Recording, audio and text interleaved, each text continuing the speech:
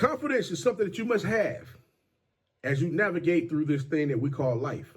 Because there's going to become times where you're going to have to figure out exactly what it is that you need to do, you have to do, you must do, and you shall do in order for you to get to where you're looking to go.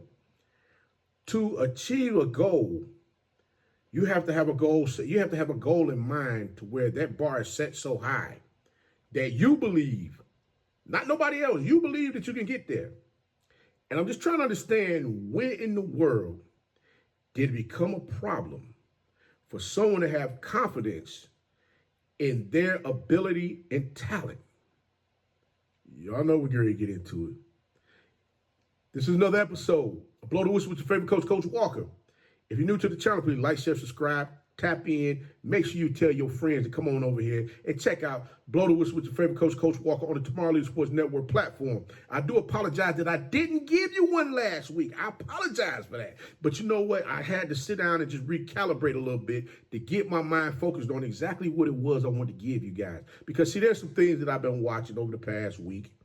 And I'm just sitting in the back just trying to figure out, like, where are these people going with all of this?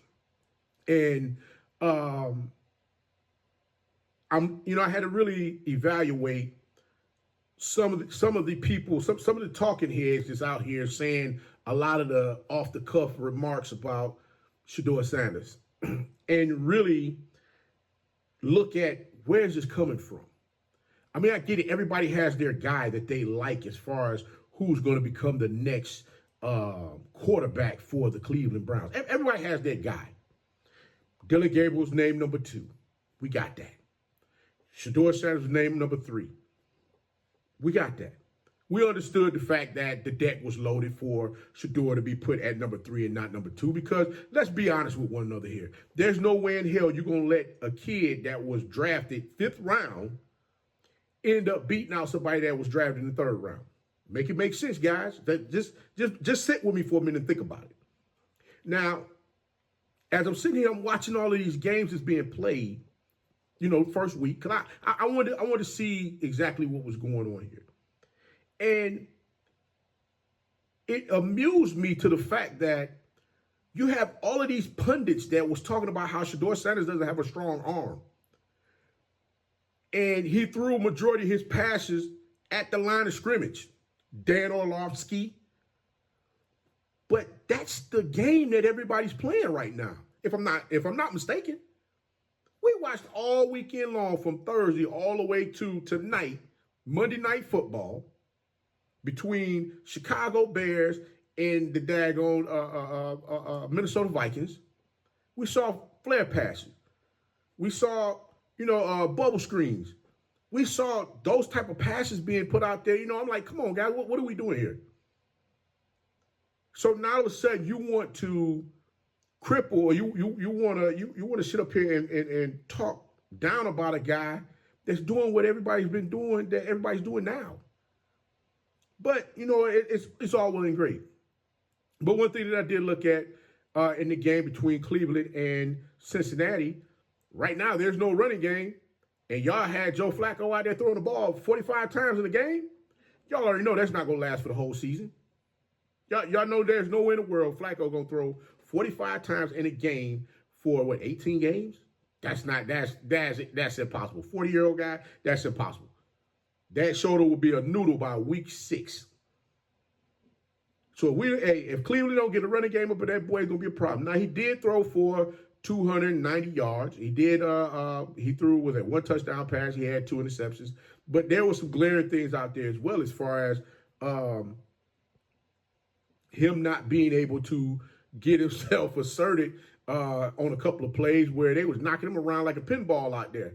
Now, it's funny how everybody, don't talk about that. Don't talk. We don't want to talk about that part. But I'm just trying to understand, like, why so much disdain for the young man that's coming in here trying to be a part of something? You guys criticize this man because he went and talked to the kicker who missed the extra kick. I mean, not to miss the extra kick, he missed the field goal. He elevated him, he raised him up. If any of you have been watching Shedeur Sanders as far as what his play in college, you saw when they played, North Carolina Central, in the Celebration Bowl, the HBC National Championship game, and he threw a pass to the tight end, and the tight end dropped the ball.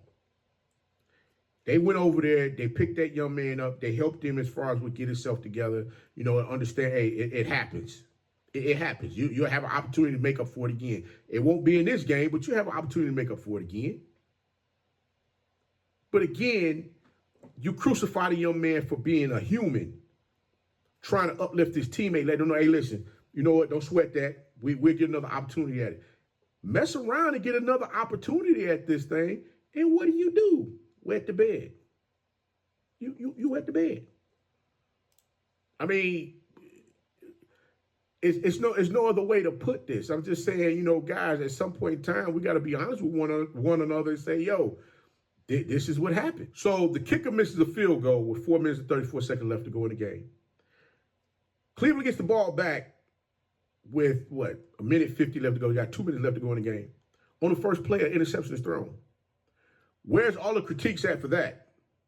But we still stuck on the kicker missing the kick. Listen, at the end of the day, all I know is this. I'm sitting here looking at a 5th-round draft pick whose jersey right now is being sold as if he's a starter. Regardless if people want to own it or not, I understand. I truly believe that Cleveland Browns understand exactly what they have their hands on here. And what they have their hands on is a phenomenon when it comes to marketing.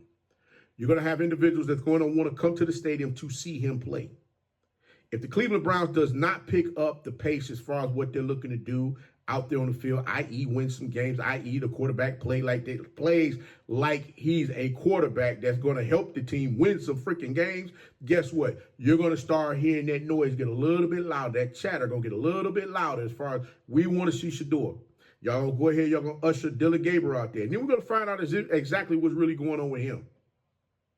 Yeah, he'll be with the ones. It's no turning it away now saying that he can't play behind the ones. But see, this is the same thing as I said before. When you look at what happened to Tom Brady, and and it's funny, I kind of feel like they gave him the number 12 trying to be funny.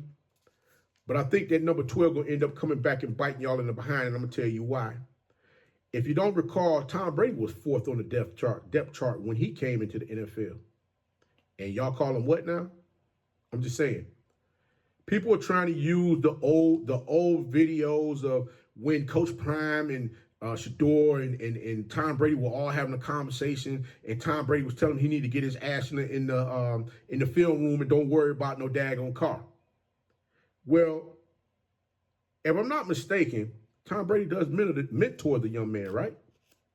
So with all of that being said, with me saying that, a lot of that is tongue-in-cheek because, again, let's keep in mind now, and Coach Prime will get upset when I say this, but you got to have a little something extra that you got to put into these end of the season series that they put out every year that people gonna, they're gonna want to sink their teeth into and see exactly what's going on. They're going to see exactly how this young man works on his craft to get himself together as far as with him moving on to the next level to go play professional football.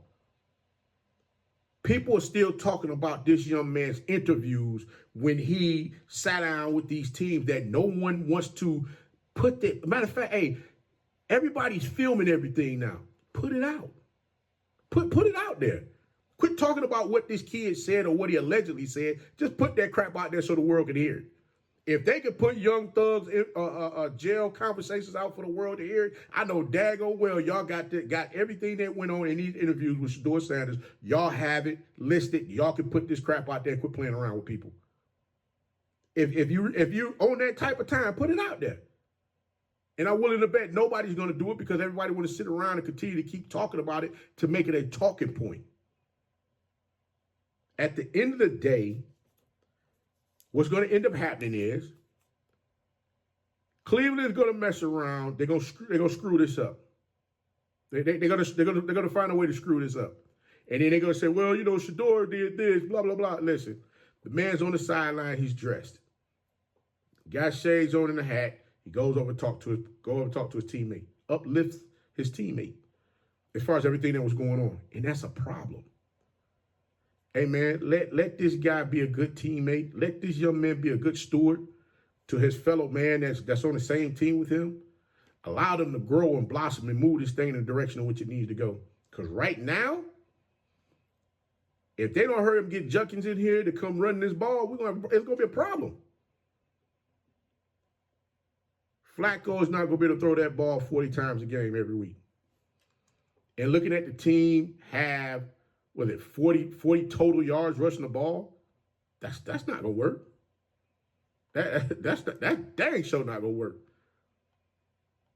As a team, they had 49 yards on 24 rushes.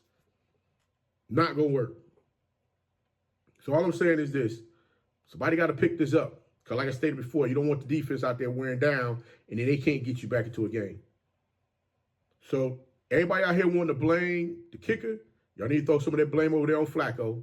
Flacco threw the pick, the second one of the game, that cost the opportunity, another opportunity to possibly go down and kick a field goal. So like I said before, hey, if y'all gonna throw chatter at one man, you're gonna throw chatter at Shedeur Sanders, make sure y'all throw that chatter at everybody. Throw it at everybody.